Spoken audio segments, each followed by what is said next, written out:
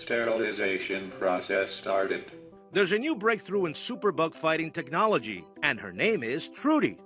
The Total Room Ultraviolet Disinfector uses a modified germicidal light to zap bacteria and viruses. It stops the bacterial organisms from reproducing, and any organism that can't reproduce can't colonize on a patient's body.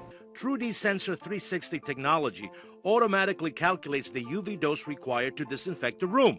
It takes anywhere from 30 minutes to 2.5 hours and can destroy deadly superbugs like C. difficile and MRSA.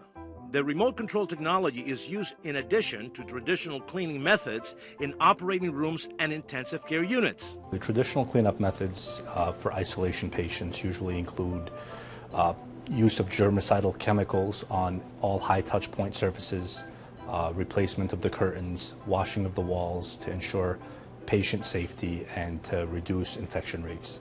And for Robert Wood Johnson University Hospital in New Jersey, it's just one more step to keep patients healthy.